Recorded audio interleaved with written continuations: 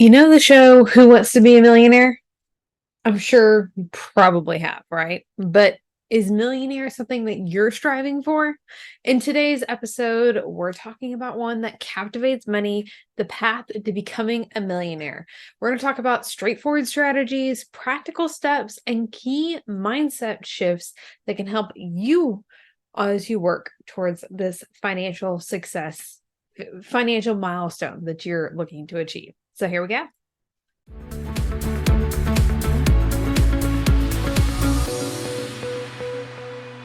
We are talking today about the path to becoming a millionaire. And this episode, of course, I want to be transparent. This is not one that I am sharing based off of true experience. Like, we have not achieved a millionaire status. We don't have like a million. We haven't done $1 million year. We don't have $1 million net worth like that. I'm going to be straight up about that.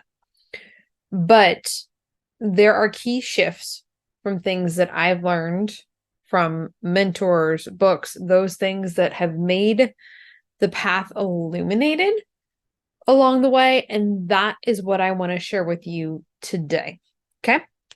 So, and the reason why I do feel that we need to speak about this is because there's a lot of I don't know, stigma, like status around millionaire, right? So let's demystify millionaire status, okay? So there's a couple things. You can achieve like $1 million in revenue and quote have like a 7-figure company, and you're not really a millionaire. So just because 7 figures in revenue has passed through your business doesn't make you a millionaire because of like what your wealth is. So again, how much you keep, and we can talk about like your financial stability, your financial security, some of those things truly determines like when you have achieved millionaire, like you're being a millionaire. Okay. You can have $1 million business when you do $1 million, 7 figures in revenue. Okay. But that doesn't necessarily make you a millionaire. Does that make sense? So there's really important, like if you're working towards this goal, if you want to become a millionaire, what are you actually working towards? Do you want to hit like the 7 figures in your business and you're not necessarily a millionaire yourself, but you have $1 million business? That could be one thing. Or you can be working to achieve like that you're a millionaire with $1 million in net worth, or that's really the best way to put it. Like when your net worth has achieved $1 million, that's really when I feel like you can call yourself a millionaire. But you have to decide like which one's most important to you. So if you don't do that, like then you can't set the goal to actually make it happen. So once you do that, then we can talk about like your short-term goals, your long-term goals, whether that's like paying off the debt so that you have a higher net worth, or maybe you're not worried about the debt as much because you're just looking to get to 7 figures in revenue. Those are two different things. See how that works? And then you can be saving for retirement, or you can be just really passionate, like you're not worried about saving for your retirement and building wealth, and you want to be able to give more now to a cause or an organization that you care about. Two different things. Do you see how that works? So if you want to get to a point where you raise a certain amount of money for a foundation, then you're probably focused on the 7 figures in revenue in your business versus becoming a millionaire with your net worth. Now, they might both be the goal at one point. You're like, I want to do both, Aimee. Like, pick one to focus on right now because they have two different objectives behind them and two different things that you can could be focusing on and really need to be focusing on. Okay. So we're going to set the goal now that we know like what we're actually looking for. If we want a 7-figure business or if we truly want to be a millionaire.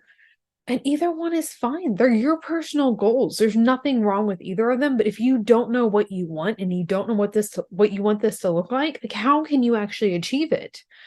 And if you achieve things, let's say you were looking for the $1 million net worth and you achieve the 7 figures in your business, But in the process, like you worked crazy hours, you burned yourself out because you didn't build a sustainable business and you felt like this was the golden ticket, right? The ticket to success.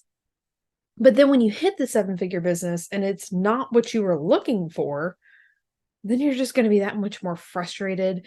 And there's going to be this whole process of grieving almost for this goal that you had that you didn't accomplish or that didn't give you what you thought it would when you accomplished it. Okay. But regardless of if we are going for the millionaire business, $1 million business, yeah, $1 million business or becoming a millionaire, there's a couple things that you need to know. Okay. We really need to have a budget. We call it a money management system here because budget can be a 4-letter word for so many. But the things that you have to do to like have a budget, you have to know what your numbers are. And if you're not a numbers person or you're avoiding it, get help. That's one of the things that I can help you with. Of course, check out the show notes and give you free resources there, or you can book a free discovery call with me and we can talk about your resources and your steps. But we have to know our numbers no matter what, like both personal and business side, regardless of what the goal is. You have to know what the expenses are going out, the income coming in, and most importantly, your net worth. Especially if you're working towards that millionaire status, we need to know that, right? But you also need to know how much it's costing you to be able to scale your business. So if you need to spend $5 to make $100, you need to be able to know that so that you can just consistently scale to that seven-figure business if you're on the seven-figure business side. You see how that works? Like no matter what we're working towards, we have to know those numbers. If we can automate things here, that's like golden, okay? And then lastly, let's talk, not really lastly, it's almost like third part here. Let's talk a little bit about the mindset. To achieve $1 million business or become a millionaire, no matter which side you're on, you have to be able to have that discipline. And this is not coming from a place of we have to cut everything with that budget. That's not how a budget works, okay? That's not the intention of a budget. You have to have the discipline to do the things that you need to do, even when you don't feel like doing it, okay? There's also going to be some resilience because this is why we talk about creating unstoppable finances, right? Like we all know something's going to come up. So when that something comes up, are you going to be resilient? Are you going to be unstoppable? Are you going to keep going no matter what? And when you have like those habits, we also have to work on our mindset around money. And we've talked about this so many different episodes on the podcast. And I have an entire course about this. It's like one of the core parts of the unstoppable finances framework, right? The battlefield, which is where your money mindset is at. But we have to continually work on improving our mindset, because if you feel better about your relationship with money, you're going to be able to achieve more and do more. Okay. So at a minimum, let's make sure you're doing the daily money minute. If you are not familiar with my daily money minute, that is where you check in with your bank account, look at the balance, because this is something that we struggle with. Even if you have a lot of money in the account, a lot of people will struggle. There's like anxiety that comes up. We don't want to look at it.